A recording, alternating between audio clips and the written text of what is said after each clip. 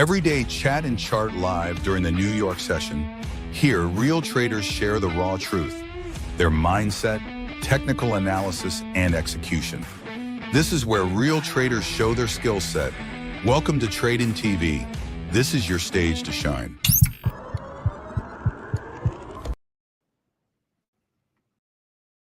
Hello, hello. Hello, guys. How are you?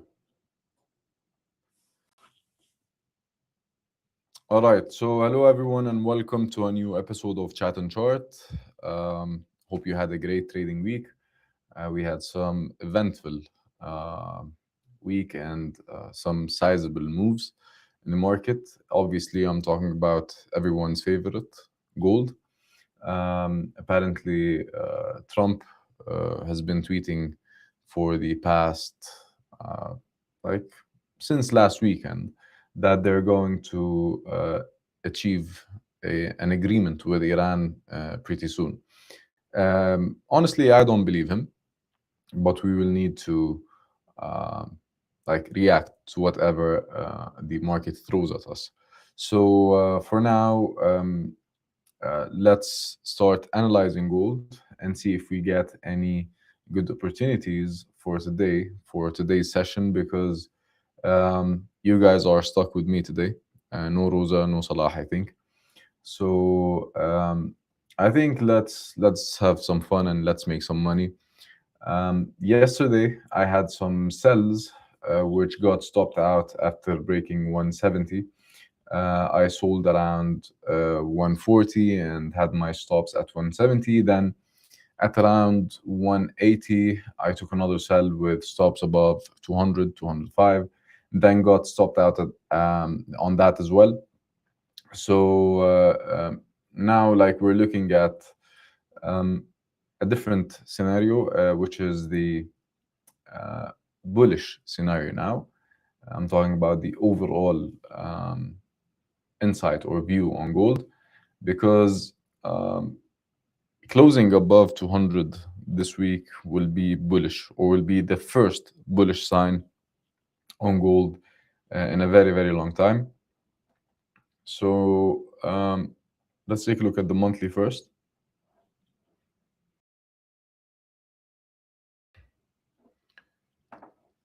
Hello, Matthew Vlogs, and hello, Arif, and hello, Soham. Okay, so on the monthly, so far it does not look very good, because it already cleared last month's high, and we closed yesterday above it. So this is not very good news for the bears or the sellers. So that's for the monthly. It doesn't look so good, but we're still 5 days in. So that's pretty much early to um, judge if it's going to be bullish or bearish. On the weekly time frame, there's something interesting I want you guys to see, which is the break of this trend line. We had this trend line. It's been going on since 2023, but obviously this correction is way too big to actually stay above this trend.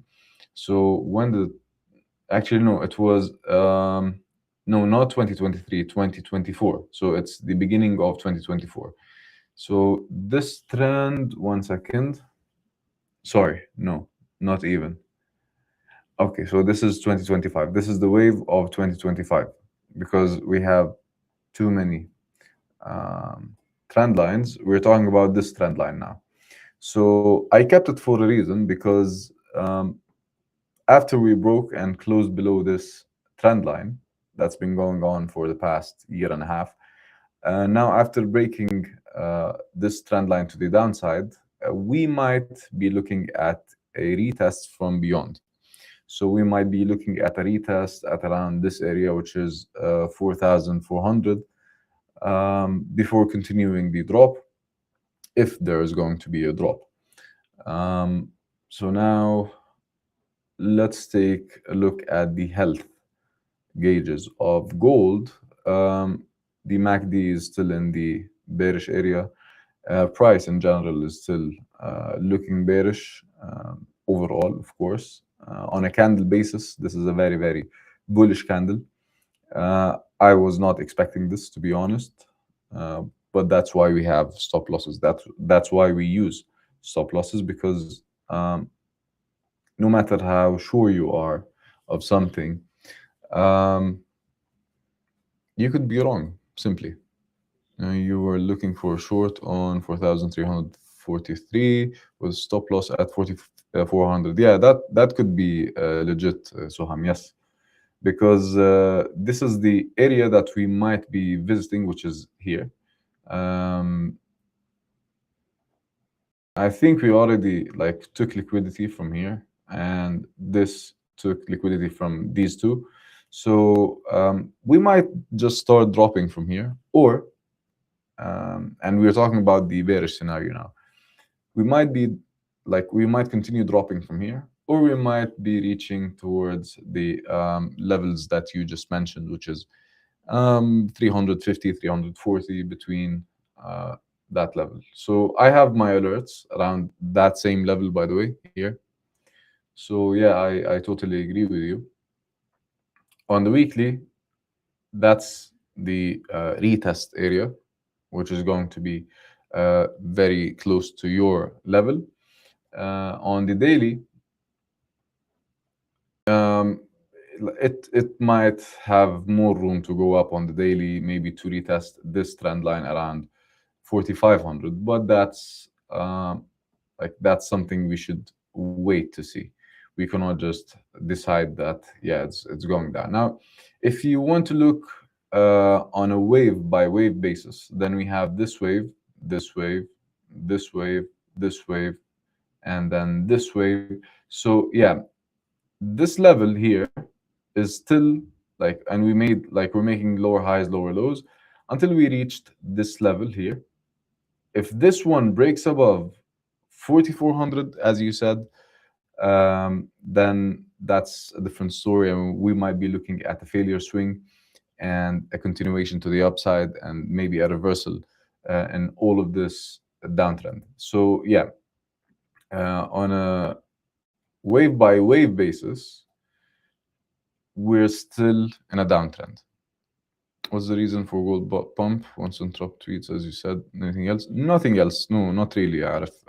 It's weakness of the dollar, so it boosted gold. That's pretty much it. Exactly, Soham. That's what I was saying. If it breaks above 4,400, we might go bullish on gold, because that changes or that invalidates the downtrend, which has to consist of lower highs and lower lows. So far, we're still intact. We're making lower highs, lower lows.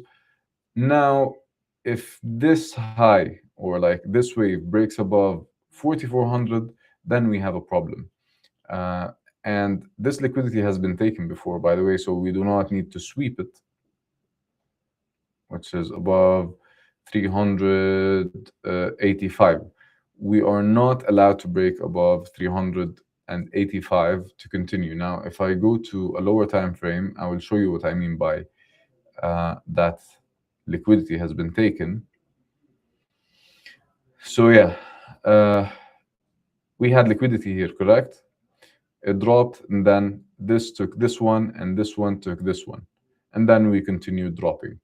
So now we have we still have hope as sellers of gold that gold might continue dropping, but we have some bullish signs now. The first bullish sign is gold going out of this downtrend line. So this is an early signal that this might be reversing. The second one is that we broke above 4,200, which was a very important level. Maybe now we're targeting, or we were targeting this level of 4,200 as liquidity level, because it was the monthly high from last month. So maybe, just maybe, we can start dropping from here if we don't go and retest the 350 ish area. So on the hourly, we need to break the swing level so that we reverse this uptrend. So now if you allow me, we have this uptrend here, very obvious, higher highs, higher lows, and it's very steep. Now, in order for this to actually materialize as a reversal in this minor trend, we need to first break below 4,245. If we break below and we close below for the session, I think, or I believe, we're going to see a continuation to the downside, and we might be done correcting to the upside. But I think it will fall from 4,400. The probability is around 40 to 50% for me. Yeah, that's actually a very good area. I'm not gonna lie to you. I totally agree. Your levels are legit, Soham. Now, yeah. Now, if we break this, we still might have one more push to the upside because tomorrow we have the NFP and the unemployment rate. So we might have a little bit of room left for gold to go up. So we might be correcting towards this level, which is 4,180, 4,200, and then we make a higher high close to your levels, so how much is 350, 340, and then when we see a setup from there, we might be able to start selling again. But for now, I'm not selling. The minor trend and the intraday trend and the intra-week trend is actually like pointing upwards, not downwards. So I'm not interested in selling yet. I need to see my setup first. Now that's for the hourly. Let's take a look at the 30 minutes. Okay, now on the 30 minutes, we have an engulfing here, a correction of the engulfing, and then we have this. If this wave that we're currently in fails to break a new high and breaks this low, then it might be a failure swing, and we would be like targeting this level first, and then this level, and then eventually maybe by the time of NFP, it just shoots up, clears liquidity, and then continues dropping. So it makes a lot of sense for me actually to keep dropping for the session. Like that's how I'm trying to visualize it. If it keeps dropping for the session and we close today below 4,200, that would be another better sign.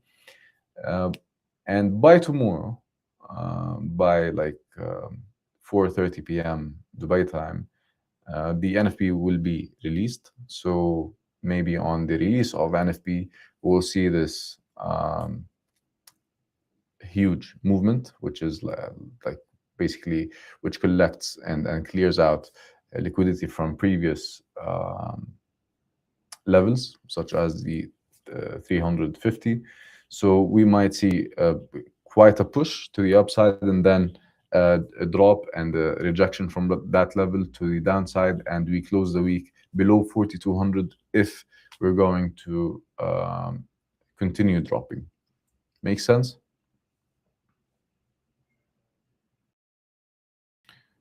ADP was very bad yesterday. What do you expect on NFP? Now, usually the ADP is a preview of the NFP, but it's not a hard rule.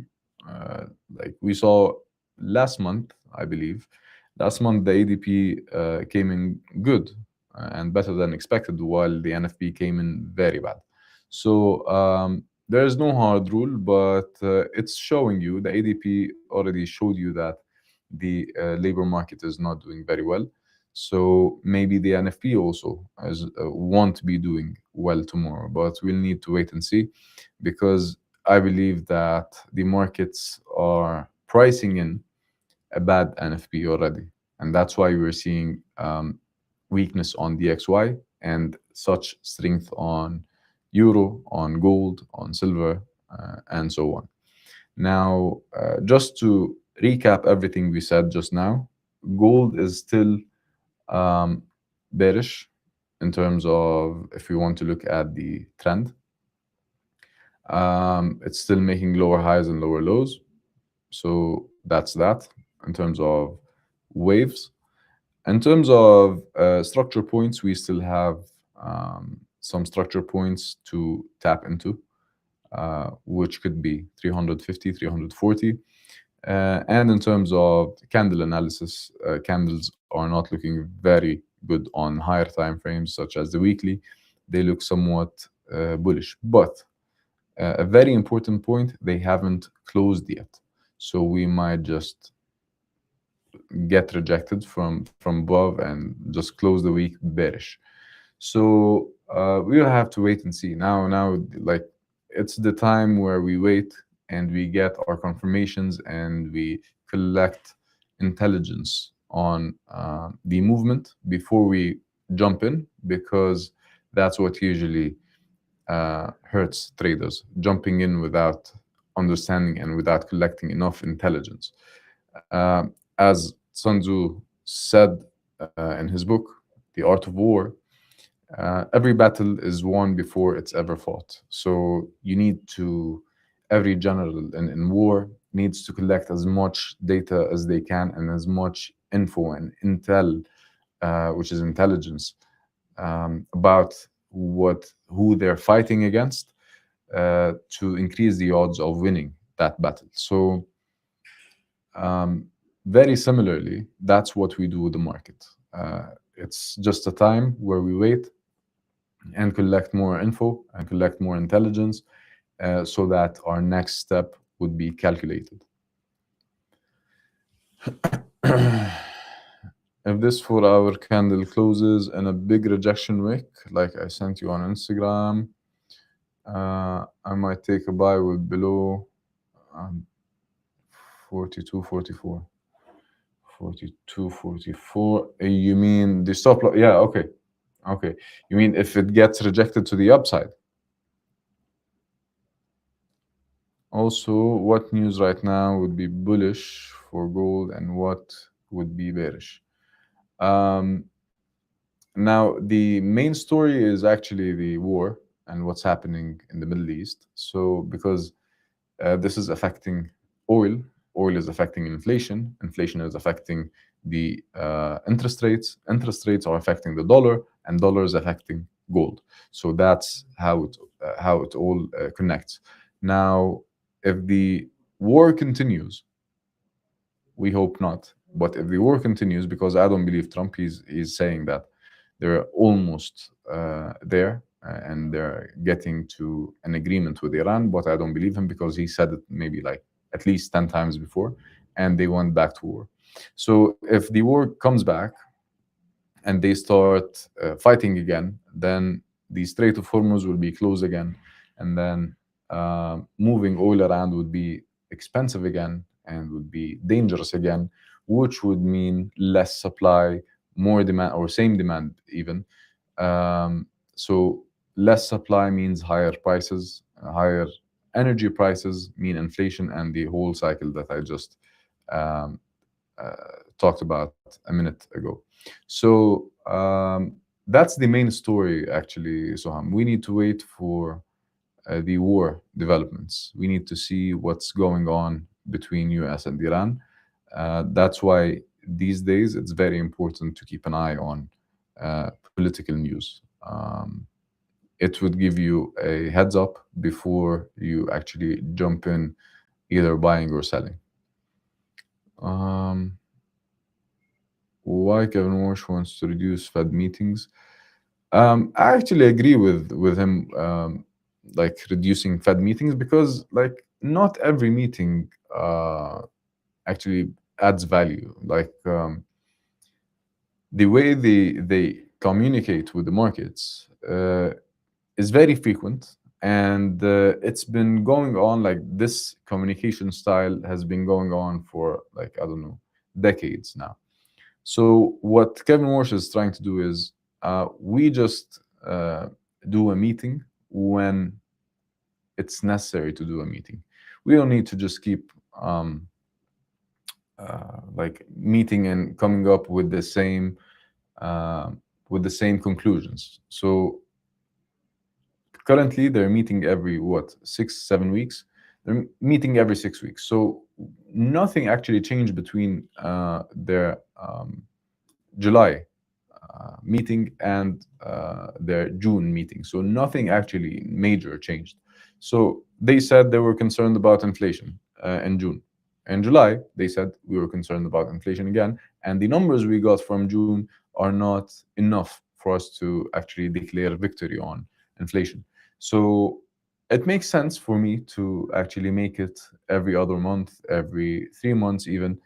um, that's just part of Kevin Walsh getting to work instead of just wasting time in meetings and press conferences. Because um, one of his main changes was no forward guidance. He's not going to tell the markets what the Fed has to actually to offer, or what the next Fed step is. They're going to stay data dependent. They're going to wait for data to come in. They're going to assess it, how it affects the economy, and they're going to adjust the policy accordingly. They're not going to just jump in and start like telling the markets, you know what, we think we're going to hike rates twice this year, and the markets will take their word for it, and then they find themselves in a huge problem if the markets are waiting and pricing in such hikes, and they don't want to hike, or they cannot hike because of the labor market, for example. So I understand that's a new communication style that Kevin Walsh is trying to adopt, which I like, to be honest. Actually, I learned the importance of closing from you, and it has changed my way of trading completely. Great, great, Soham. Um, actually, I learned like it also changed my trading when I learned the importance of closing. It's very, very important. Like it's, I think, the most underrated um, thing in charting. You wait for the candle to close, and you wait for the price to close above or on under a certain level, because it makes all the difference. You know who won the fight. Like we always want to be on the winning side, obviously, or we try to be on the winning side all the time. So each structure point is actually a battlefield between bears and bulls. So if the bulls win, we go with the bulls. If the bears win, then we go with the bears. Makes sense? You're getting that rejection, Soham, huh?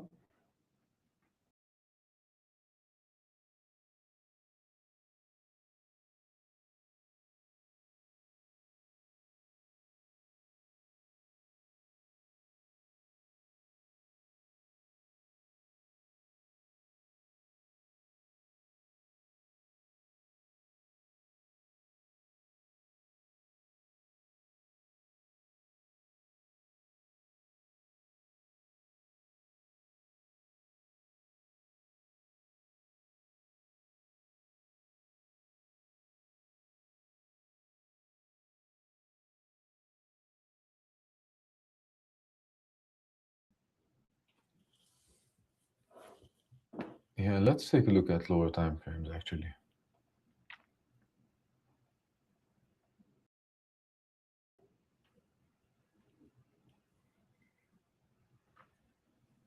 It looks like it's building some kind of a ground below price here. So this could be an important support. Um, okay, higher highs. Is this, yeah, still. Let's see if we get any setups here.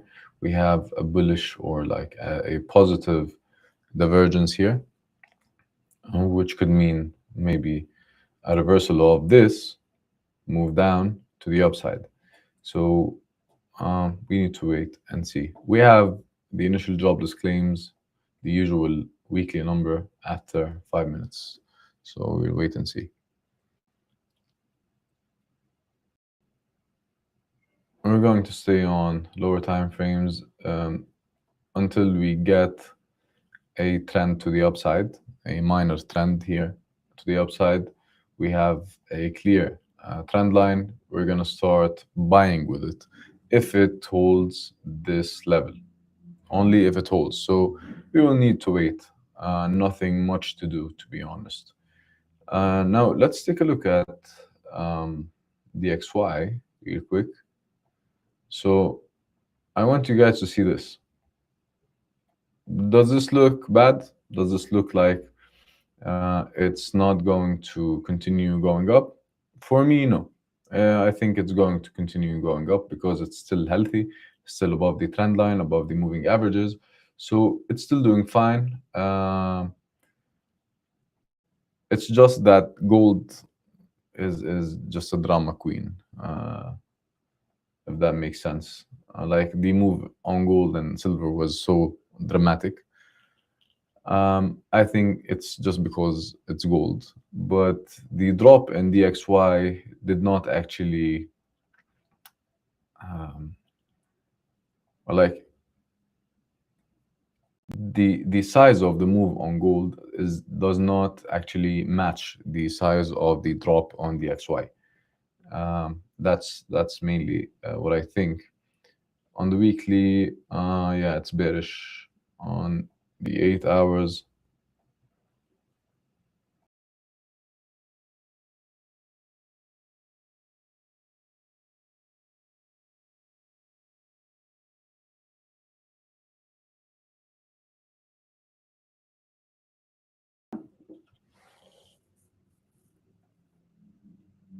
okay, we're back. What happened? Yes, yeah, yeah. Okay, Arif can explain the difference between spot gold price and future gold price, and also they have $30 difference. Okay, yeah, like simply the future gold price is a futures contract that matures after 30 days, about after 3 months, after 2 months. Like there are different futures maturities. So the way futures work is that back in the day, when you were, for example, a farmer and you wanted to lock in the price of seeds before your season, you used to go and buy a futures contract on those seeds. Why would you do that? Just to mitigate the risk of changing prices or moving prices. So futures were originally created to hedge risk or to protect investors and protect people from risks. Then, when, for example, those seeds, the seeds price goes so much higher, what does the farmer do? The paper that they have, which is the promise to actually buy at a certain price, becomes very valuable, right? So the contract itself becomes very valuable if the price goes up and he has the right, and he has the lower price locked in. So the difference is his profit. So what people started to do is that, you know what, why don't we trade this paper, which is the future contract? And they started trading the paper and making money off of that paper. Now, what does that paper look like? It's simply a promise that, for example, Arif wants to buy 3 tons of soybeans at a certain price, okay? And it's always above today's price, always. Why? Because that's how we make money. That's the premium that me as an exchange, I could be a New York exchange, I could be whatever, Chicago, CME, whatever, comics. I can be any exchange. So that's the premium you pay me as an exchange to give you that privilege of locking in a good price, so that your business, which is like, for example, feeding chicken. Now you need the soybeans to feed chicken because that's your livelihood and that's what you make money out of. So you lock in the price so that the price of chicken does not go up, and you can sell it and your demand does not get harmed.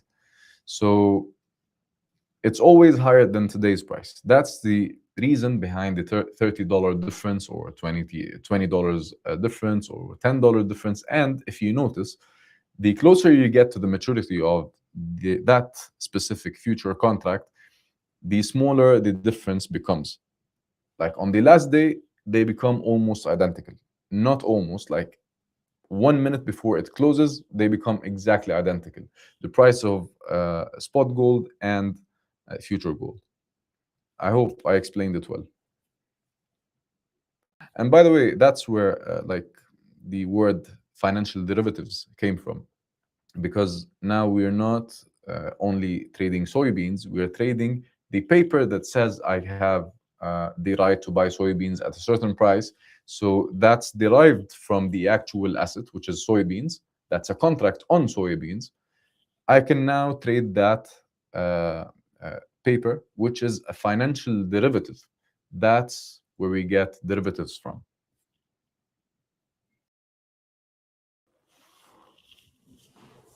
Okay.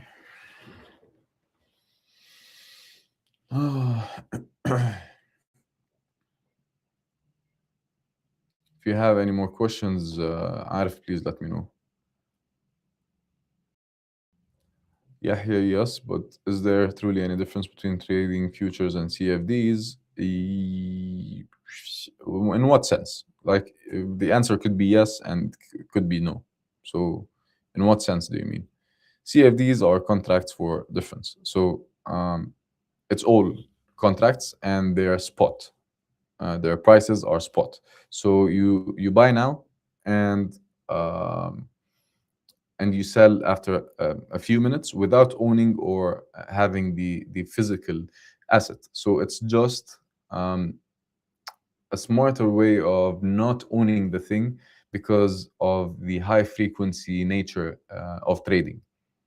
Okay, so futures is different. Futures like is a different product, and CFDs, by the way, are considered to be a derivative in the same sense as futures. So, but the way the treatment of those two are different, because futures are found on exchanges. They're more uh, structured and they're more regulated, while CFDs are mostly over the counter or OTC. Okay, like any advantages for futures over CFDs? For instance, now people trading prop firms prefer futures, prop firms over CFDs. Yeah, because like of the nature again, not because it's better or it's worse. It's just a different nature. Um, like when you buy a futures contract, um, the whole thing is like the whole setup is different. The spreads, the way, the commissions, the ability to actually move in and out of future contracts without actually paying a fortune um, on spreads. I mean, so like each one has its own benefits, or like each has its pros and cons. So whatever you like, good things you find in futures, you will find better things in CFDs and vice versa. So it's just what you prefer. Like it's just like saying, what do you prefer to drive, a BMW or a Mercedes? Like they're both cars, they're both good. It depends on you.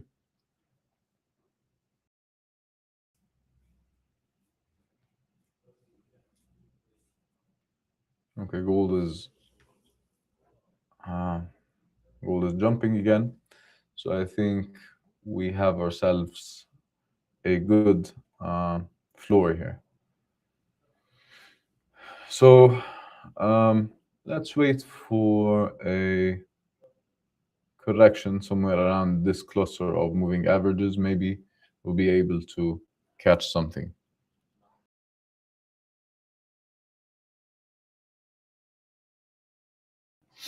Sorry. What do I think about USD CAD? Without looking here, without looking at USD CAD, it's going up. You know why? Because the USD is going up, or it's been going up. It could be ranging depending on USD CAD. Let's take a look at the daily. You said chart. Yes, it's going up as expected because the US dollar has been going up and it's the major or the base currency in this pair. So yeah, let's take a look at higher time frames. 1 second. Let's go to the weekly. Yeah, the weekly up, like it's been on an uptrend forever now. So, and it's broke above this level, so it should be trending upwards from here on, and we would be targeting those levels. I haven't traded USD CAD in ages, to be honest.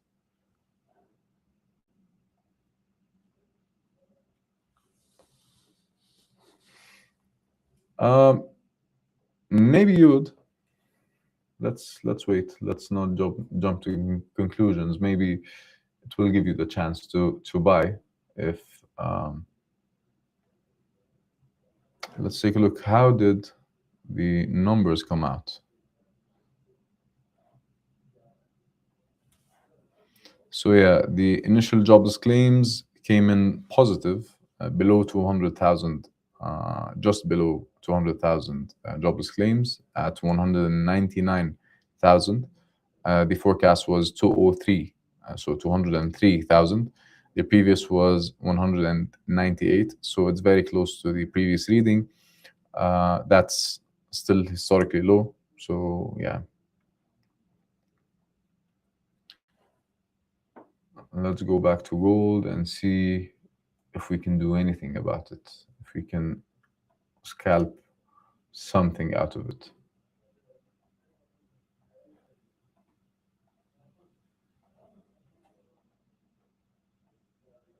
Here's your wick reversal, Soham. If it goes back to like the early 60s, I might be looking for a setup here and I might be interested to jump in just for a quick scalp with stops below 50, at 56, not below, at 56. It would be good.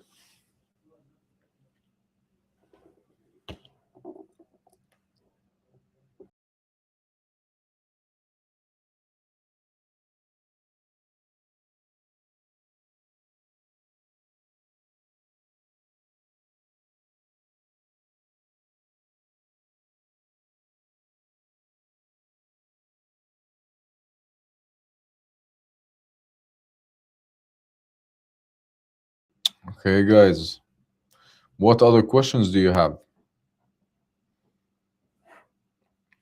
And let's talk about something interesting until this gives us a setup.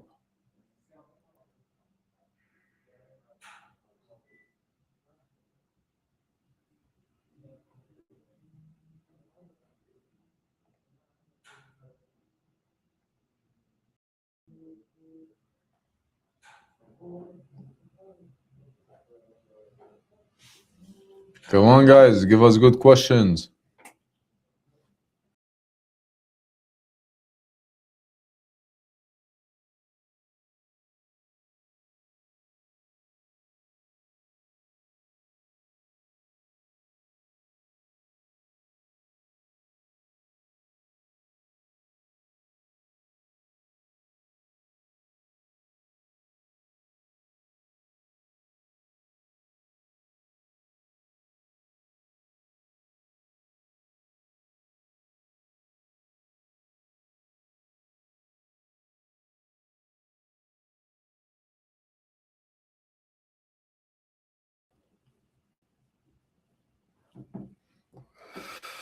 Hmm.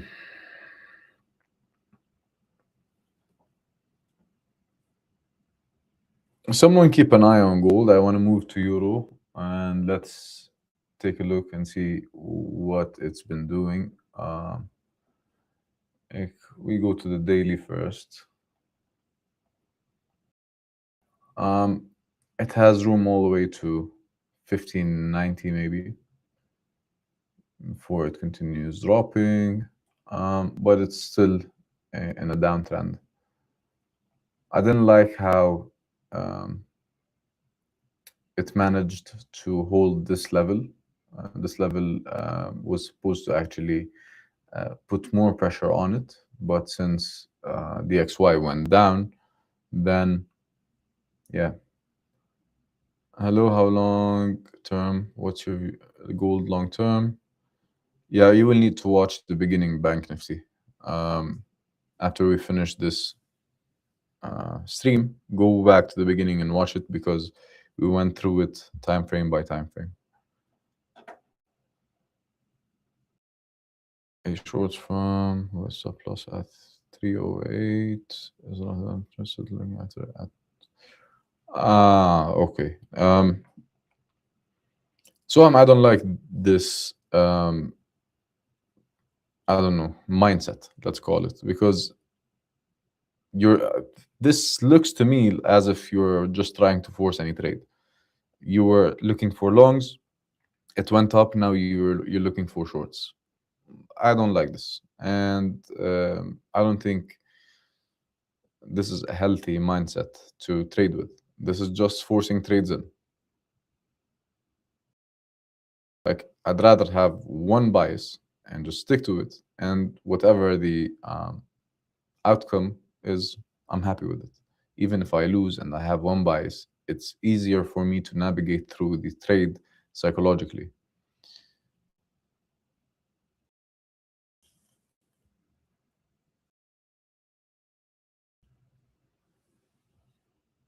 Arif is saying USDT issuer Tether bought 14 tons of gold in July, which totals their holdings of 146 tons. I think something is happening behind the scenes. What's your view? What do you think? I think definitely something is happening behind the scenes. We don't have access to all information in the world, especially the information of the big whales or the big fish. Um, Central banks have been buying gold nonstop for the past 3 years. So I think that's even more important than the 14 tons Tether bought, because like Tether are just like, I understand what they're trying to do. Buying this much gold means that they're trying to stabilize their currency and to support their currency with something more, let's say, valuable. So what they're doing is they're making something called a reserve of gold. That's what central banks do, because sometimes when things head south, gold is the best place to like turn to and actually use that liquidity to and use for liquidity to like just navigate the markets and the situation in a better way. So you know how they call the gold the safe haven? They call it the safe haven because uh, that's the place they run to when things go bad. So it's good to have a reserve of that one thing that everyone one runs to, or everyone wants when things go bad. That's how you protect your original business or your original livelihood, by having something that everyone wants when things go bad. So what they're doing is Tether, in a nutshell, what they're doing is that they're increasing their reserves, which is very smart.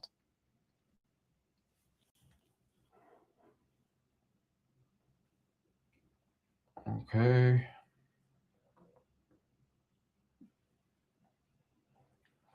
hours. Let's see the health of this. Starting to weaken on the 4 hours. That's euro.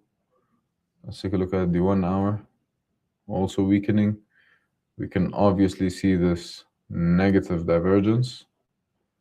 Here we're seeing higher highs on the price, but lower highs on the MACD.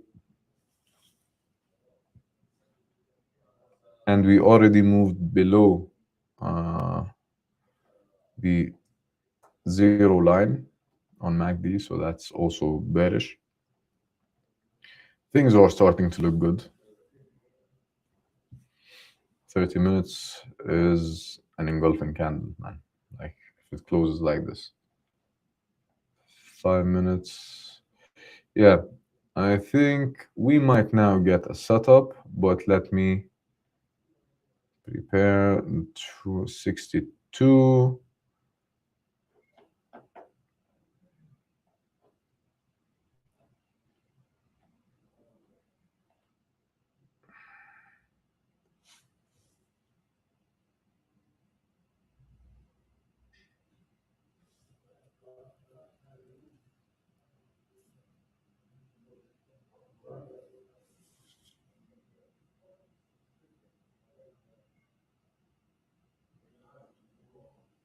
Let's wait a little bit.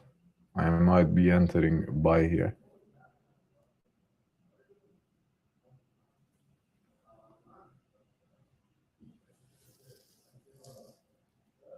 Hello, good evening, Mesa. Long time. No giveaways, nope.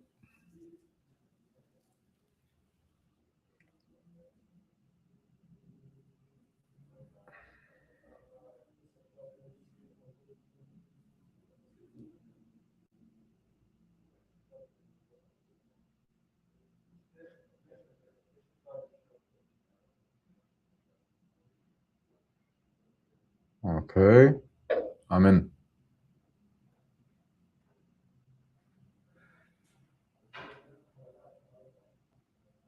Just a quick scalp.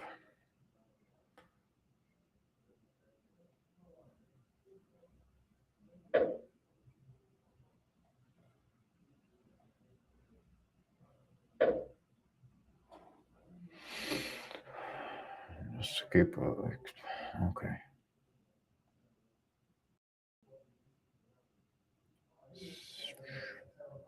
73. 73. Okay, if it goes back down to 59, I'm adding more. Okay, 59 almost there. Come on, go down, go down, go down.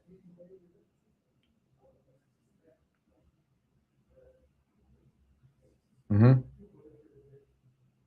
A little bit more. A little bit more. Yep. Okay, so very small risk here. Let's see what happens. Interested to know whether my setup still works on low time frames. This is the first scalp I take in a long time.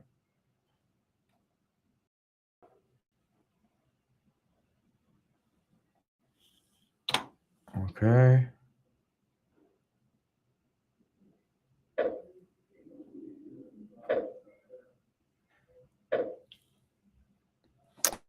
Come on, why is it jumping? 1 second.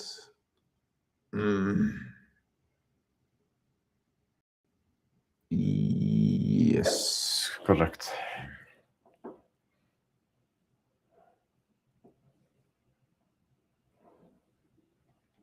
Nope. Look how the 4 hours now looks. That's crazy. So this is the level that is protecting us now.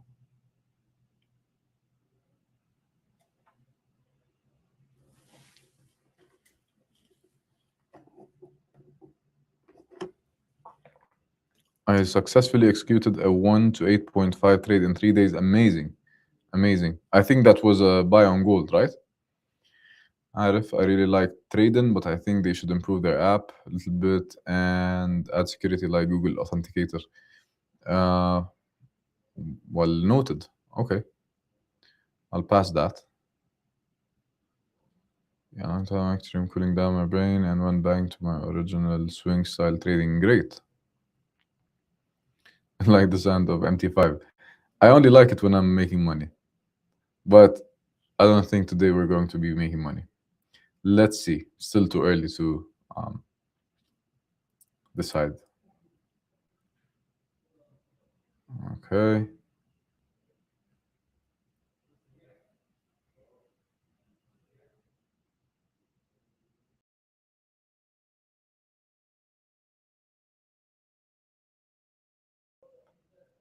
Um, I'm 50 pips in drawdown now.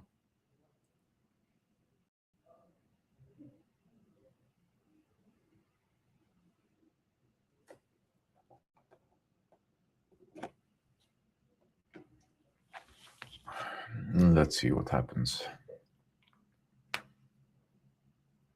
This hasn't been a good week for me in trading.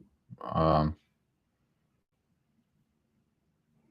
I'm not feeling the market, so to speak.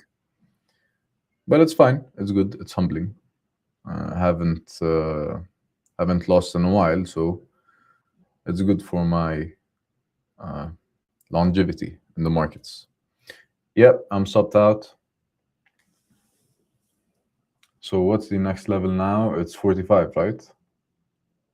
It's 47 actually. 47 is the next level. Let me see. This could be just a sweep, but I don't care. So we only enter on a setup. I'm going to give it one more chance today. If not, I'm going to stop for the day so as not to just waste money for nothing. It was a sell from Thursday to till Tuesday. Nice, nice.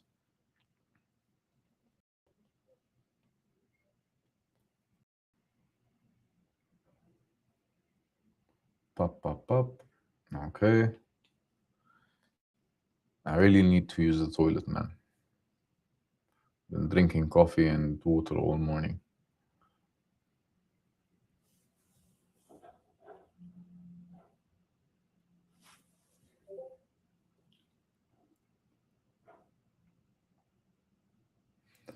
You guys know what's fun? Prime. Prime is so much fun. And we're actually meeting with amazing traders. I didn't know we had such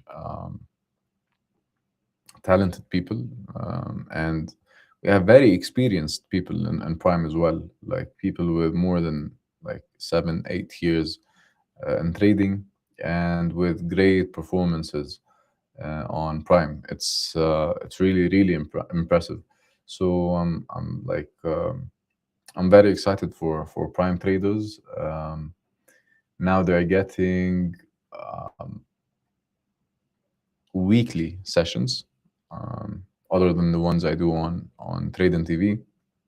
They get group sessions where we analyze what they trade. So I do a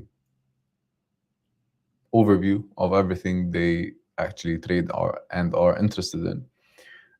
So, for example, if you trade S&P 500, I will analyze it for you in that group call, and we have two of them every week. We have one on Monday and one on Friday, and then each prime trader has the chance to actually book a one-to-one call with me on risk management every month.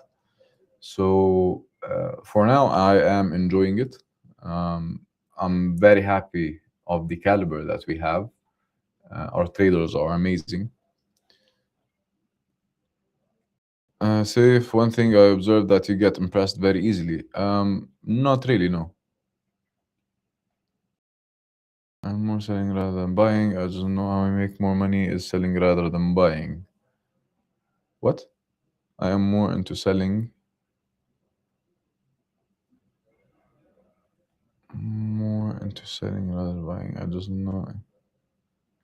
Okay, you make more money in sales. Okay, well, great.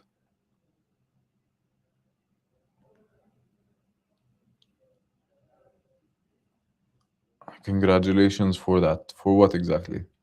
For getting impressed very easily? Well, that's not closely true. Not at all.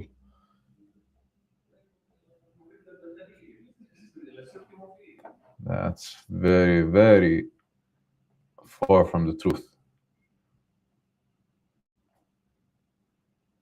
But when you say something is impressive, does not mean that I'm going crazy about it, right? It's just an expression. So, Tuesday. So, how long do we have till we close this for our candle? 1 hour and 3 minutes. Okay, just for the fun of it, guys, what do you think will happen with this candle? So, this is the low, which is what? 49. We almost broke it. Let's wait and see. Actually, you know what? I'm going to watch it here on before hours. Looks more fun.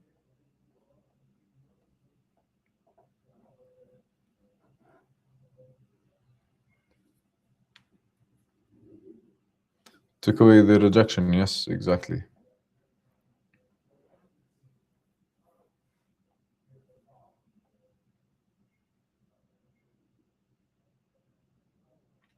Previous 4 hour candle low is taken out. Now we have this one here, which is 47. Let's see if it will be able to break below. Yeah, so I think the first theory or the first visualization was the right one, which is a drop from here to 180, 200. And then we move from 200 all the way to 340 on NFP, and then we get rejected pretty badly to the downside, and we end the week below 4200. So let's keep an eye on for this scenario, because I think it's starting to look um, more sensible than any other scenarios. Your 4 hour closes in 1 hour. Mine will close in 2 minutes. Nope, your 4 hour candle is wrong, because um, you need to start counting from the minute it opens. So your broker starts counting from like midnight. It shouldn't be the case, because gold opens 1 hour after, like the normal currencies. So it's just a problem with your broker, or like the problem with the server. It's not a problem, but I wouldn't use it for analysis, because the right 4 hour candle is the one that actually closes after 1 hour, not 2 minutes. Is this the first time you notice this?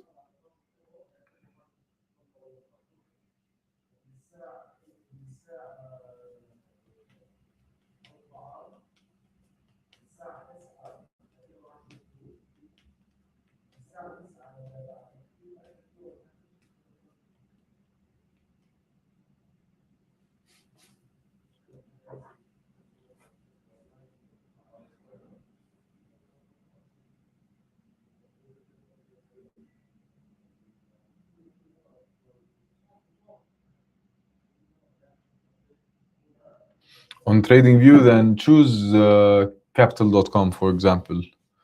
That's the right candle. Hmm.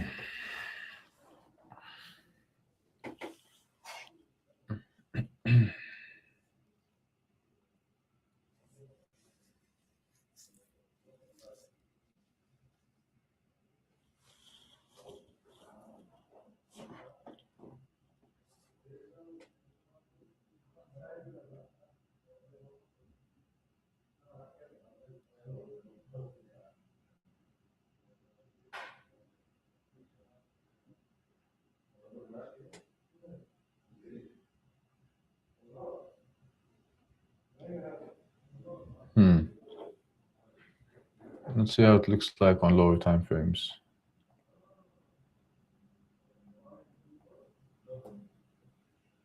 It's still refusing to break this. Wow. Holding up pretty good.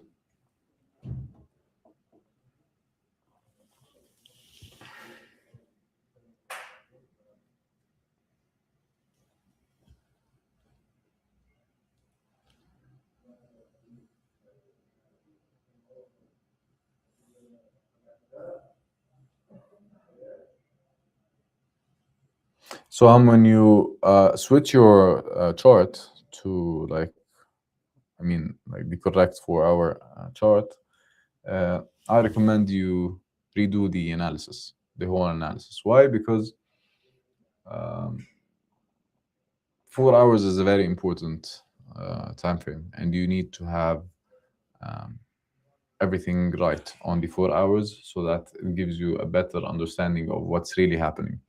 Um, Rejections and so on are very different on between like 4 hours that close now and 4 hour candles that close after 1 hour.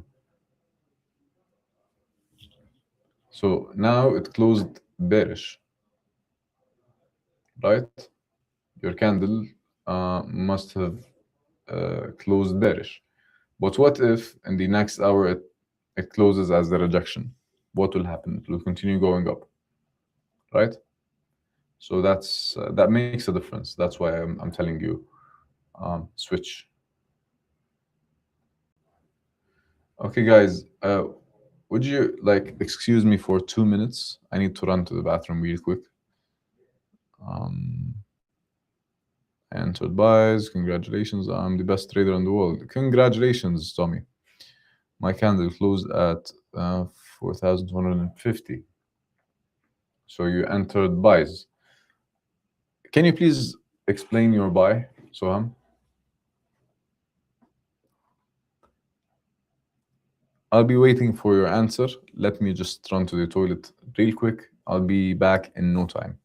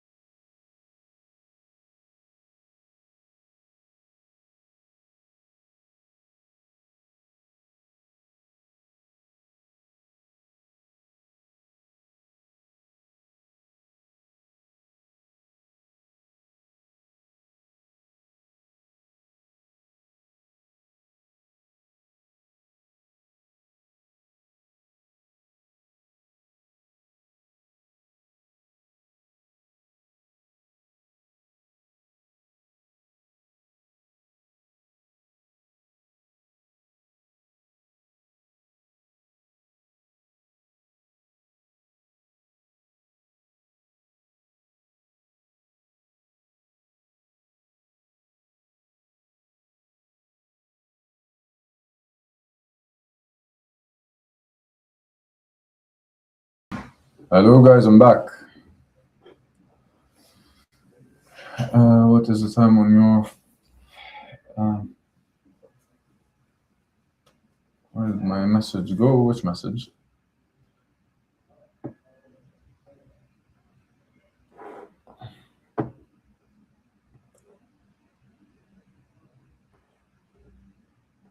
Yeah. Okay. So it broke below 46 finally, which is the important level. Now we need to see if this is a reversal in this um, minor, uh, what's it called? Minor trend, or if it's just a correction. Now, the first theory that we came up with at the beginning of the live stream, we said we're going to 180 or 200, between 180 and 200, and then uh, till the NFP tomorrow, we're going to see a continuation to the upside. Maybe just to sweep what's left of liquidity above 350, and then we continue dropping. Thank you, Yahya.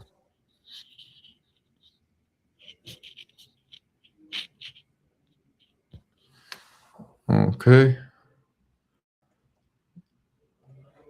Now, where is the trend line?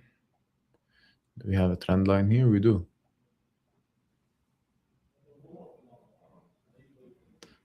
How many trend lines do we have? We have this one here, and we have this one here.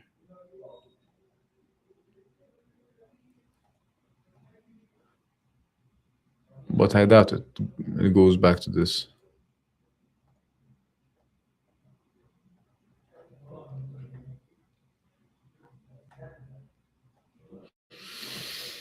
Oh, yeah, the 4 hours looks bearish. Looks very bearish, actually. So I think this won't stop it, which is 220. We might be moving down to this level, which is 140, maybe. Or maybe if you want to retest this level, because it broke above here and then no, it retested that level. So what does the daily say? Daily says, now imagine this closes like below 150 today. That would be very bearish. Still too early to decide.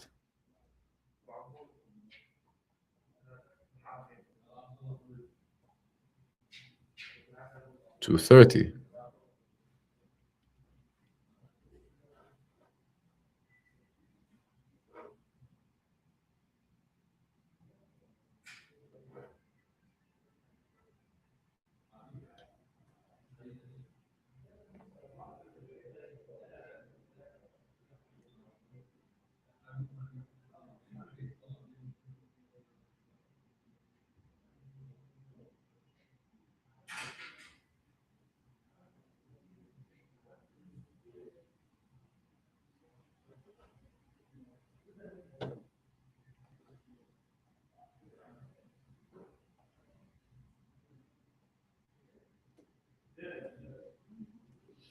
We still don't have any negative divergences here, so um, I'm not sure it's going to continue dropping from here yet. I need more information, I need more signs. The charts are very different. Yes, exactly. They are. That's why I told you redo your analysis on the 4 hour time frame, because it would be much different from what you have.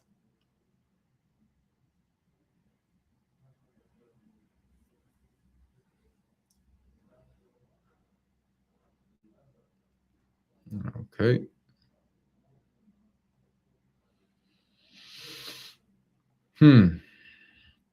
So on the 15 minutes, we have this obstacle, which is the 126-day moving average. On the 5 minutes, Still very bearish. On the 1 minute, still bearish.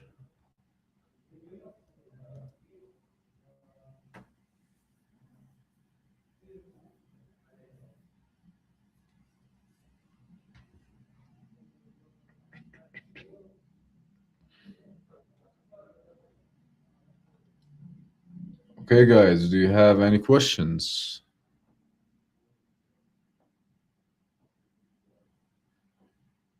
Yahya, you always ask good questions. What do you have for me today? Shoot.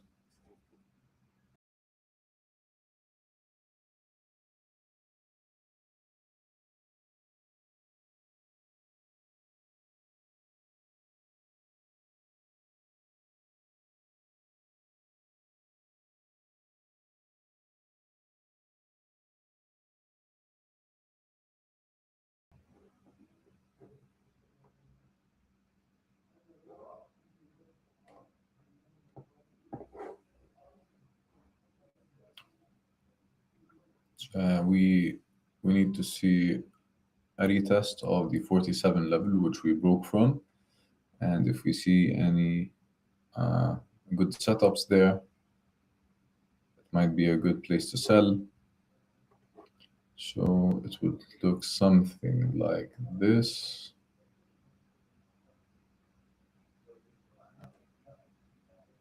Targeting here. So it's a 1 to 2, not bad. Let me see higher time frames if that is, yeah. We can't do any better than 1 to 2 because here we have the 200-day moving average. On the 15 minutes, it's also like we have this obstacle here. Let's check the 5 minutes. 5 minutes, we still have room to like 213, 14. On the 30 minutes, we still have room. On the 1 hour, we still have room. Let's stick to this for now.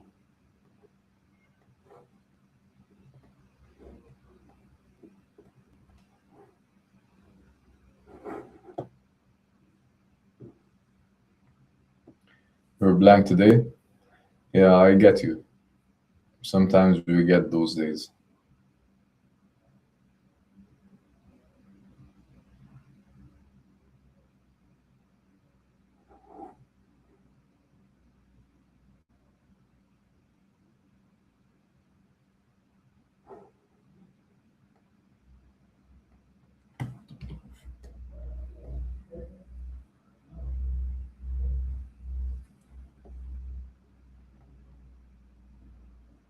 Hmm.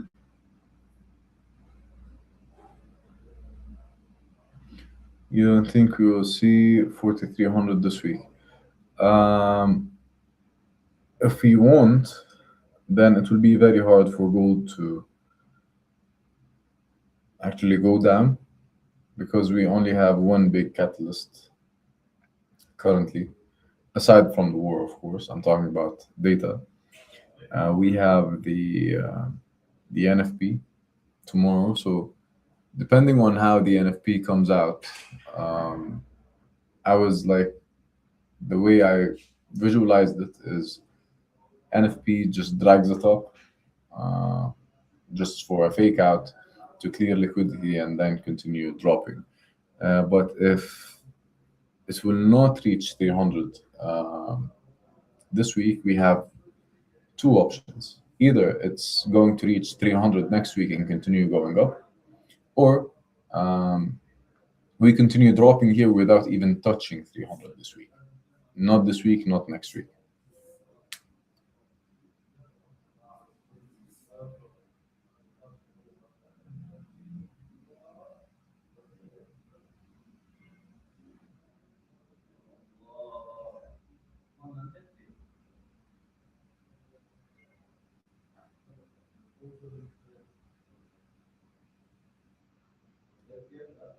Hmm.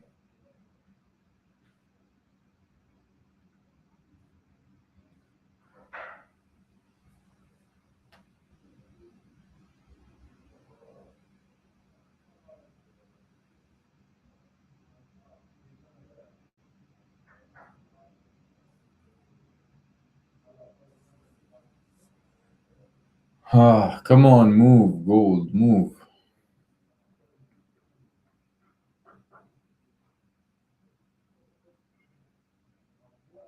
It's listening.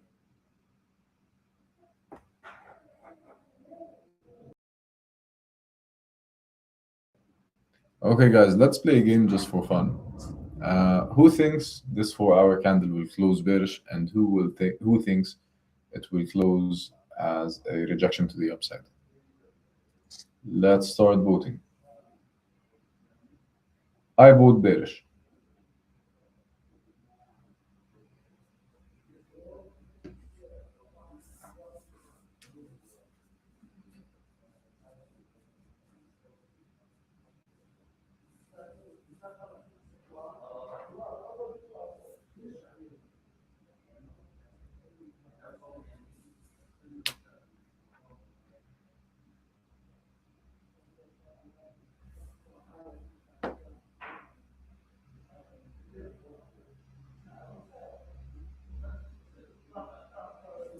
Even euro is dropping.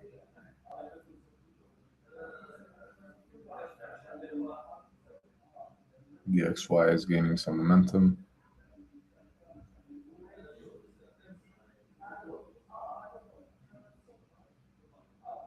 By the way, so are you still trading USD JPY?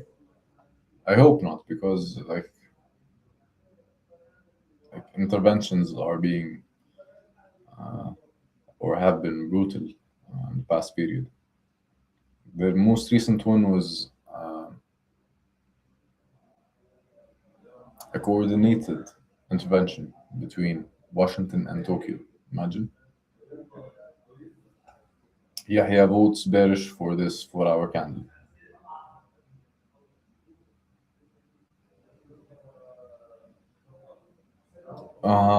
You notice that most of your trades are sells, like 90%. It's like my eyes see only that, so I sometimes find myself selling in bullish markets. How do I fix that?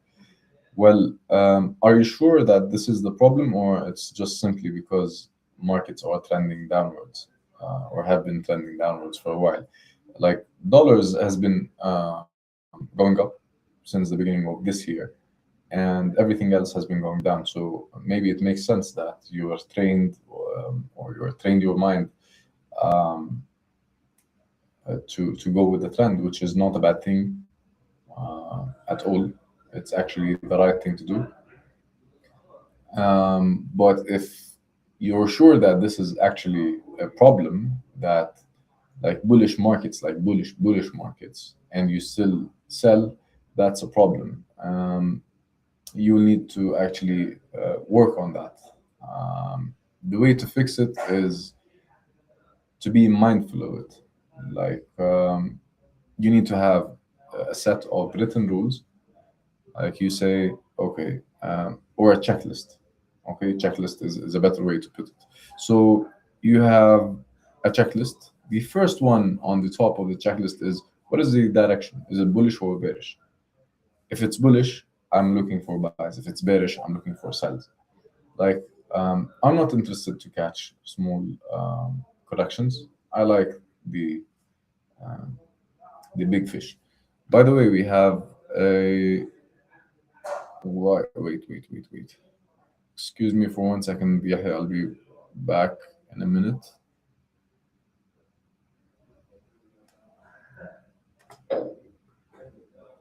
Okay, so we were saying,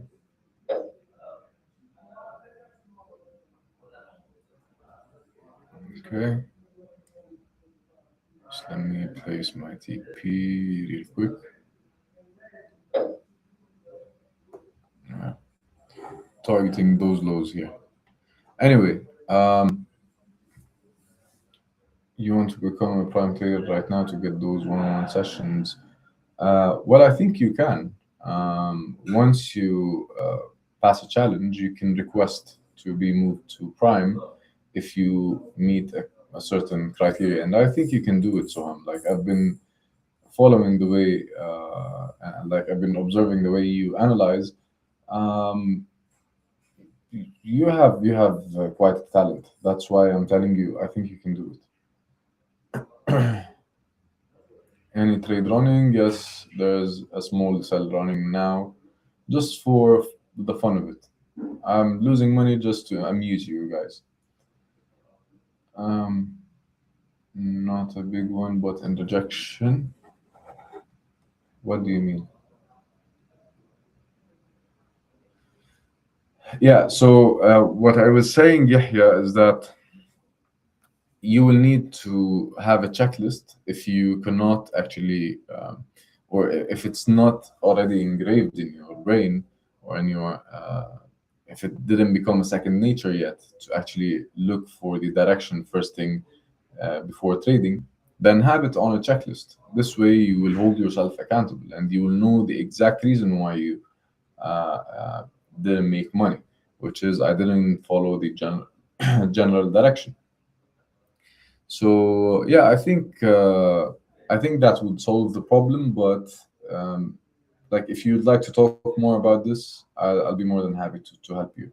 So just like reach out on Instagram or something.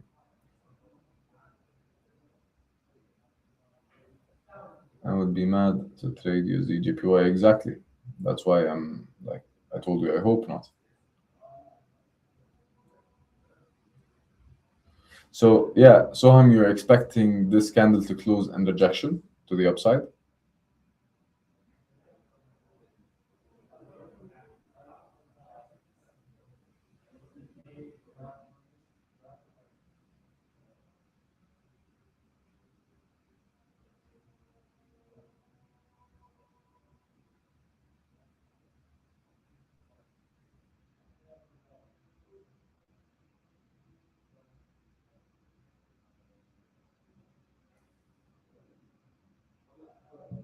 I'll be waiting, Yahya.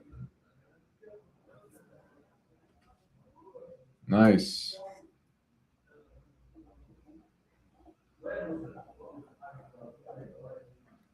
This almost covered my previous loss. Now it covers it all. From this point on, we start making money on this session. I mean,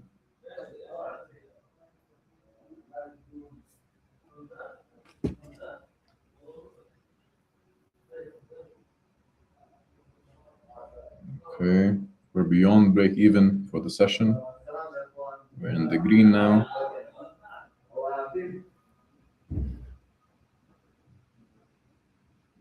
Hmm.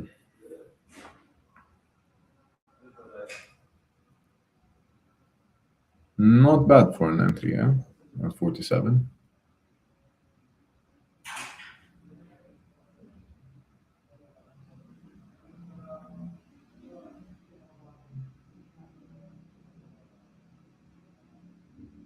Yes, yes, yes.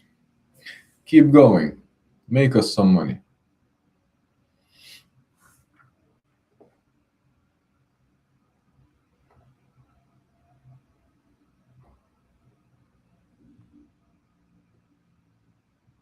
Soham says, yeah, I think you're talking about the rejection, like the previous ones.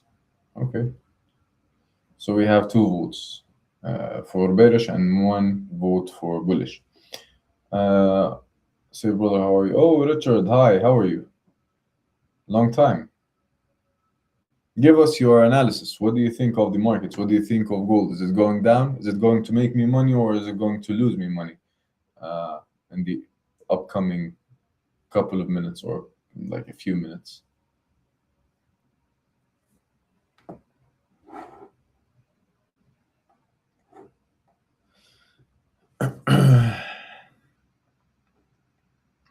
Close below this and we're off the hook. We need to close below 40 for this trade to continue. And by the way, I'm going to move it to break even. No reason to keep it above that. Or still, no, it's still too early to move it to break even. So for now, I'm going to keep it like this.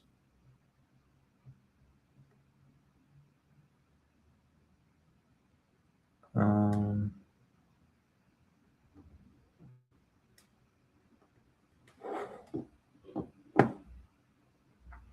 Why trading becomes second nature over time? I heard from a lot of professional traders. Um, it's not trading that becomes a second nature, it's the process that becomes a second nature. When you do the same thing over and over again, then it becomes automatic. Like, for example, you know how when you started trading, you were a little bit confused with the way profit is calculated, how many lots should I open to achieve this profit or achieve or like lose not more than this much. So you remember how it was a little bit confusing at the beginning, but then it became much easier and like you just like calculate it in your head just like that. Same goes with the process. So the process of trading or the process of entering a trade becomes automatic. So I just enter the trade. It's not because like if someone is looking from the outside, you guys know me, but if someone is watching from the outside, they would say, okay, he's like that looks random, but it's not random. Like even without talking about it, my brain is already collecting confirmations and collecting confluences, um, so that I can enter that trade. So all I need to do is just like have it in my brain as a second nature. I need to know the direction. Am I with the direction? Yes. Am I below moving averages? Yes. Do I have a negative divergence? Yes. Did I break below an important level? Yes. Is this the retest level that has been broken? Yes. Is my stop loss right? Yes, it's above a structure point. Is my TP valid? Yes, it's at the previous low. So there is a very high chance for it to reach there. So without actually speaking all of those, uh, your brain starts to think them without um, much effort. So that's why the process becomes a second nature, not trading. Trading never becomes a second nature because like it's something you do. It's not something you think of. Um, Richard bought gold on Monday at 4,026. Wow, amazing. And the TP was 4,117. Amazing. Great job. Great job. Um, Not bullish, but in a rejection, you know, it might still go down. So if we are temporarily bearish, I believe because we have tapped into a weekly imbalance. Okay. But you think it's going to continue going upwards uh, for the medium term. So if it closes above 57, 58, I think then yes, we can see some bullish movement. Yeah, I'm back at break even, guys. Like, good thing I didn't place my stop loss at break even.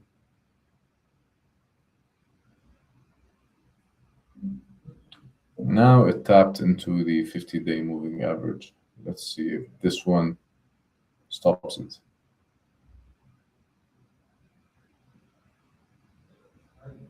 Mhm.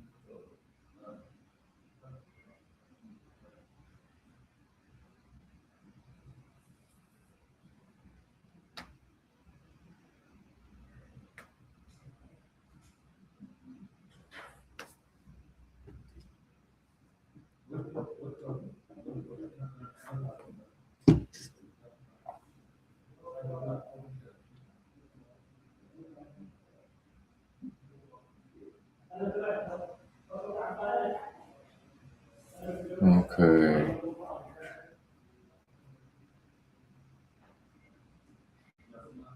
It's not looking very good.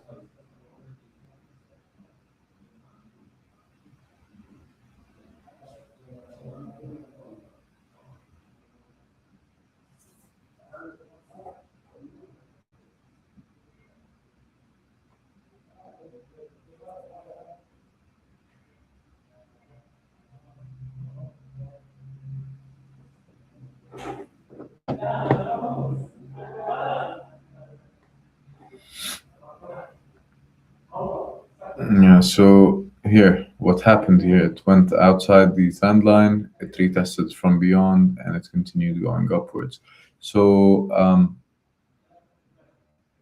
If it breaks this, then this is invalid, and Soham wins the bet of how this 4 hour candle closes, and it closes as a rejection to the upside. But as long as this level holds, we still have quite a big chance to drop further.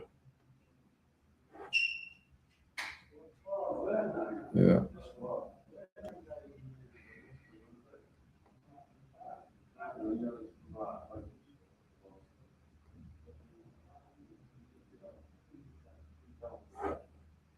Okay. I would stay out till NFP. Yeah, this is just a scalp, Richard. I wouldn't actually trade or like take any big trades now. Um, I'm not that brave. I would wait for the NFP to show me what's going to happen. But I'd like to hear your thoughts on this. We had this discussion at the beginning, uh, the guys and myself. Uh, we had like a theory, or we tried to visualize what's going to happen in gold. So gold showed the first signs of bullishness in the first time in weeks.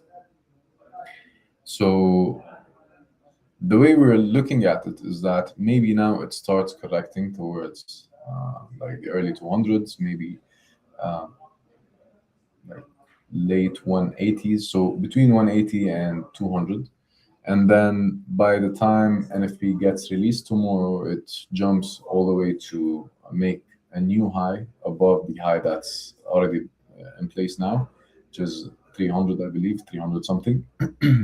So it sweeps that high, it clears out liquidity from previous weeks or previous month, which is above 350 maybe, and then it starts falling or starts free falling after NFP. So NFP makes it jump to clear liquidity and then start dropping like crazy. So that's one of the that's the most theory or the scenario that I see sensible. What do you think of that? I'd like to hear your thoughts.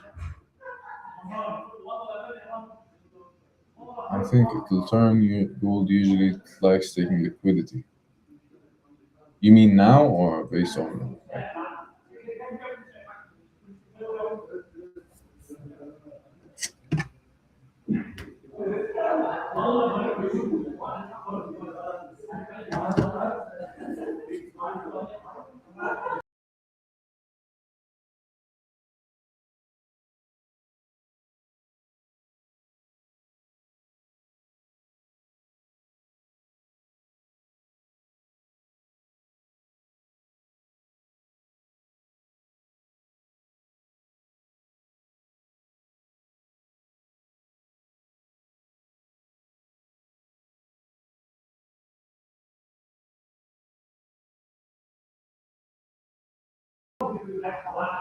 Okay.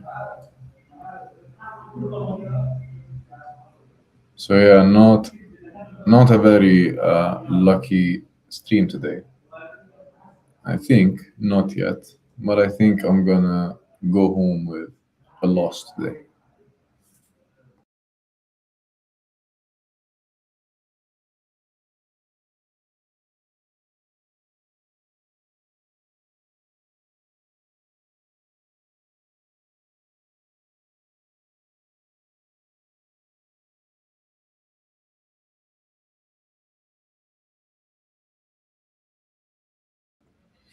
Yes, Richard, I think this is very important, and this is going to be key.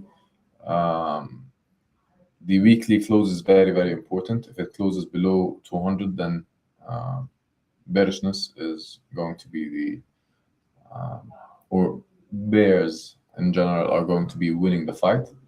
But if it closes above 4,200 for the week, then that's something we need to be careful of because it might just continue um, going up. All right, am I stopped out? Not yet, not yet, not yet.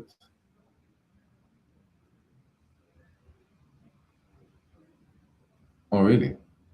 Not yet?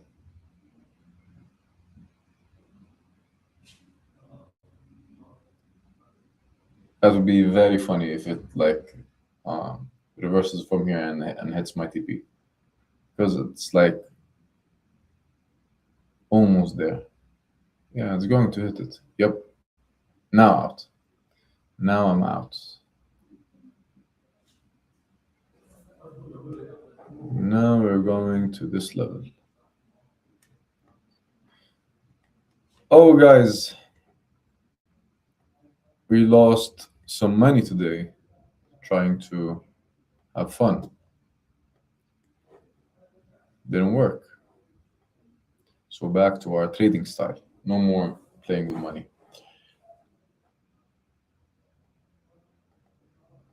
Great. Great, great, great, Richard.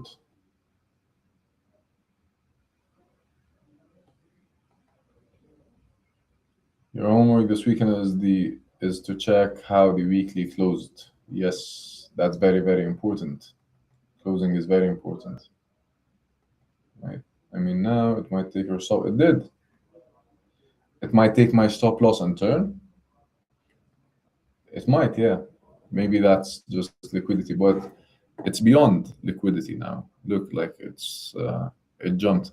Soham is the closest one to win the bet. Let's see the last 20 minutes of this candle. Those are going to be very important. Look how the 4 hours looks like. Wow. I mean, if it closed here, then Soham wins the bet.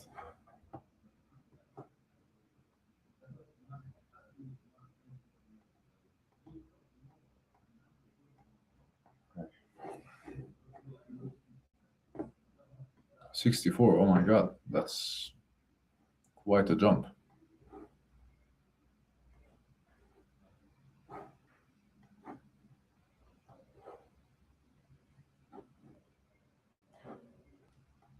Yeah, so I think we're going to what? Yeah, maybe 340 by tonight, Sohama. If it closes like this and decides to continue going up, so we have a very big chance of it reaching 340 tonight. Yes, we swept into 4 hours. Look at 4 hours. Yeah, yeah, those are gone, and now we're back above 60.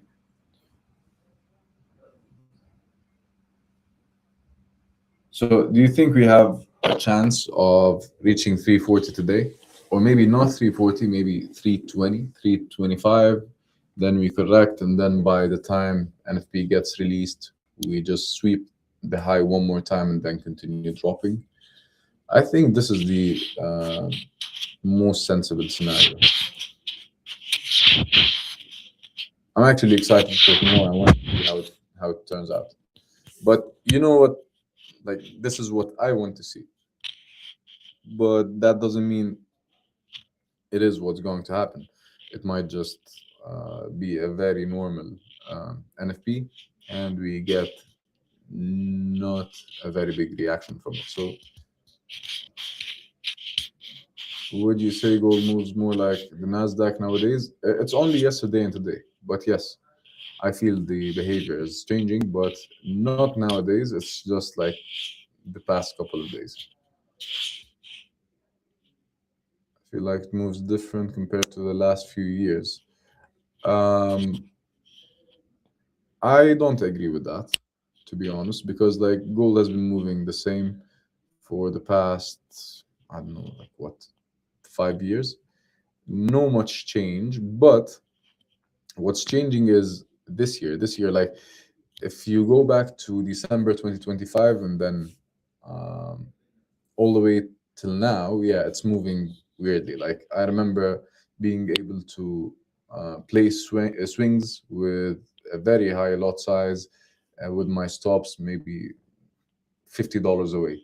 Now, if I want to take the same scale trades, I need my stop loss to be at least $200 away, which means that the the range and the volatility increased to the point that stop losses became astronomical.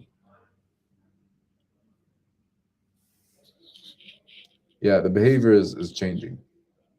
Like just last year, I was able to take a very good swing trade, a monster trade with just $60 stop loss.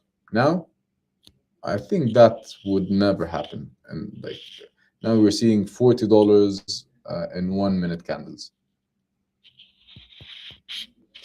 Feel like a lot of manipulation with Trump in office now, yes, and a lot of uncertainty with him in office, not only manipulation. Maybe.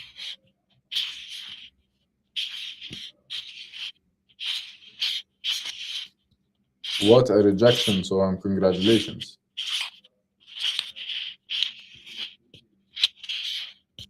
Oh, really? You were watching me?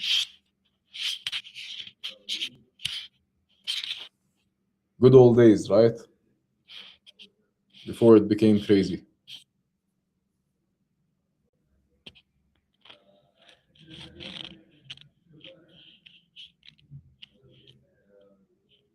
Like the year hasn't closed yet, but I think so far, if like I want to compare last year with this year, then last year was more profitable than this one. Um, but still, the year like still has 5 more months to go. Everything can change in a month.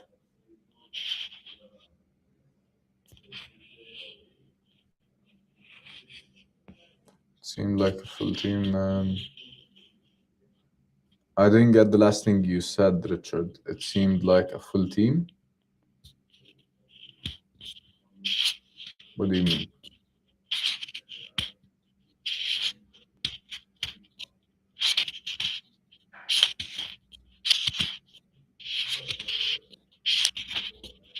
So that's the situation now. You sell, you get a sell setup, you get stopped out. You get a buy setup, you get stopped out. So what's the best thing we do in such markets? We stay aside. We don't do anything because this is not a very good market to trade, to be honest. It's just pure chaos. Look at the hourly. It's closing as an engulfing candle. So this wasn't a failure swing, this was simply a correction. And now we're headed towards 320, 340.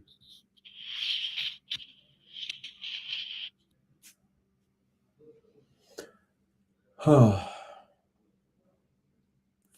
minutes is gone.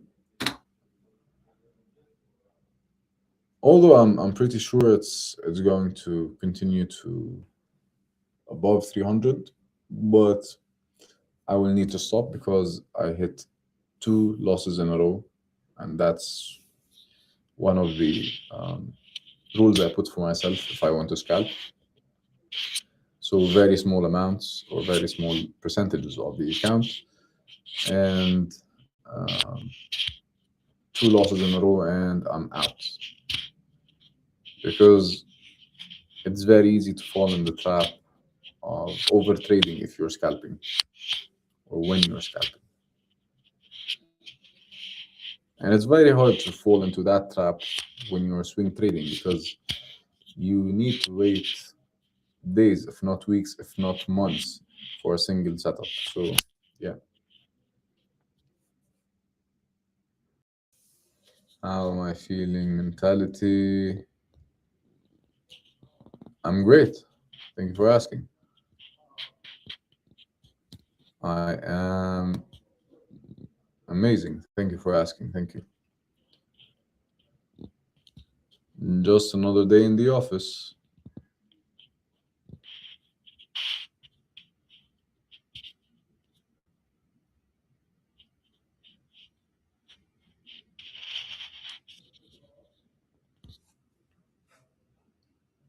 Okay, so congratulations. It's going to close as a rejection.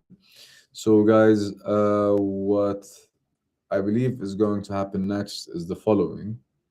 Let's see the 30 minutes. Yeah, this is going to close as an engulfing candle with a very nice rejection to the upside. My Fibonacci is showing me that we're going to this area, which is between 320 and 330. Um, there might be a small overshoot to 340, but this area should be good for looking for sells. If you want to be aggressive and sell before NFP, I don't recommend it, and I'm not doing it. I'm just gonna call it a day and stop trading for today. Um, Maybe like I might re-enter around the NFP, and I'm going to enter the NFP only under one condition: if it gives me the first reaction to the upside, meaning that if it decides that it's going to clear out um, the liquidity from above the highs, that's the only way I'm going to trade NFP. But I doubt I'm going to do that. Um, I will most probably wait for it to finish moving and then like go with the general direction, which I expect to be down. But if it was up, I'm going to be long in gold tomorrow. Can you give us and the guys some psychology lessons you were taught in the beginning that stayed with you, that helped you become profitable? Okay, that's a good one actually. Um, some psychology lessons.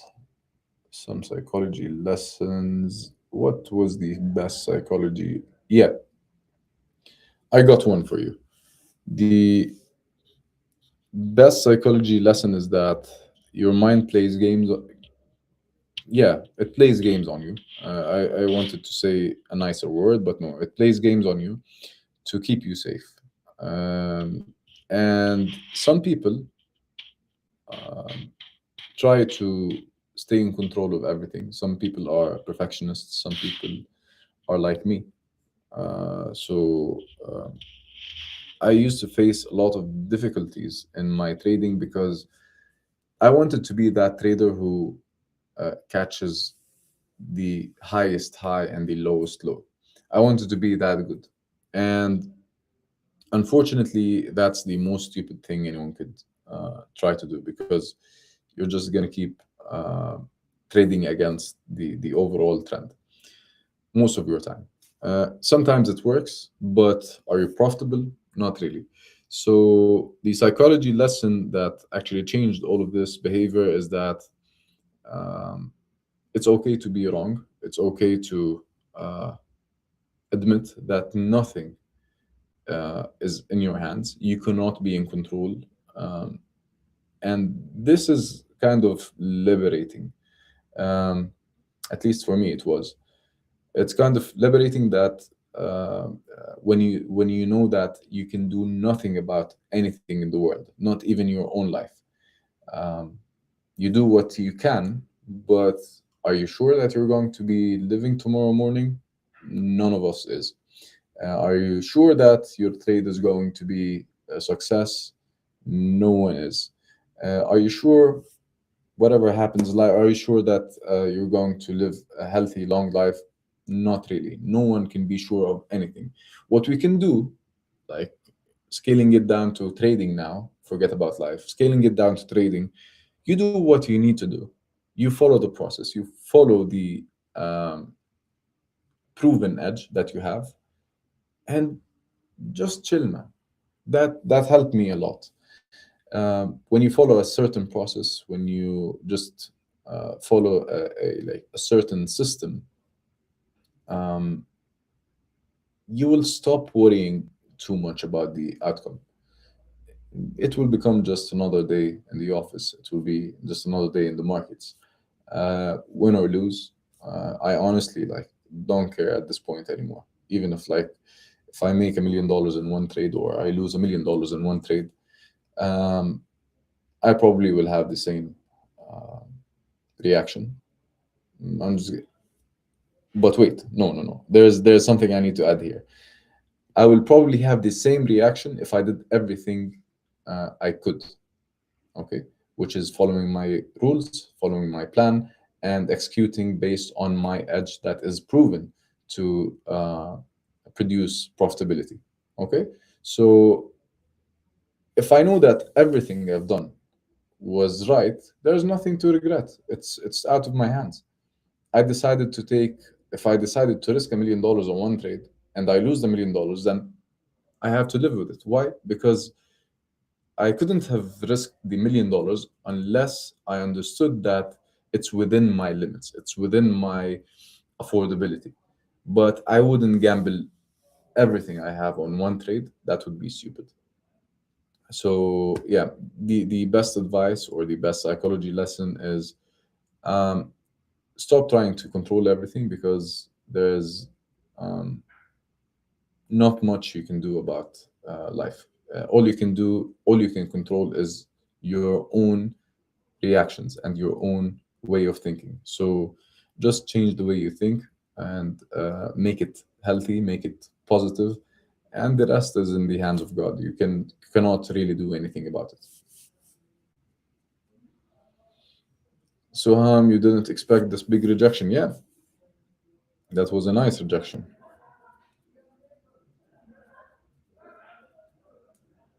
I hope this resonated with you, Richard, and uh, the others, because like it truly like changed the way I look at things.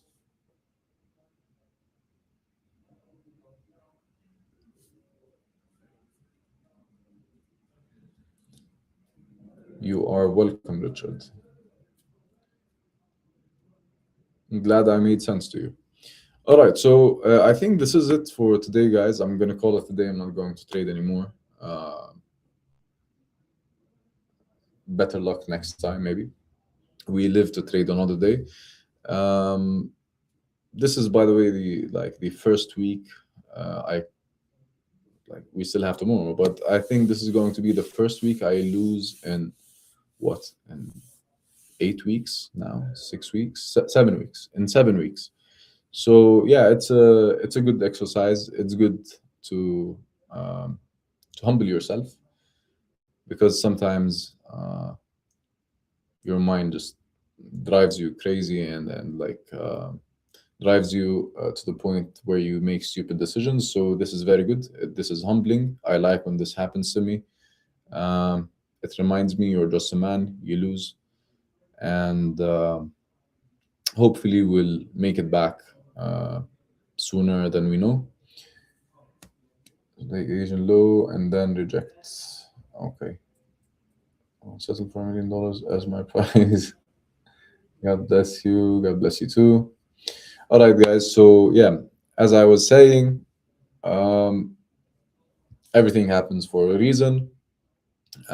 We either win or learn, and today we learned, and this week I learned that um, I need to stay humble. I need to do more, or like not do more actually, but like be careful when it comes to trading such conditions, because we are in the middle of a war, literally. So trading should be different. The way you trade and approach markets should be different, but that's no big deal as long as risk is controlled and it's not hurtful to the overall account and overall um, journey. Then it's welcome. So this is it, guys. Let's call it a day and let's call it a session.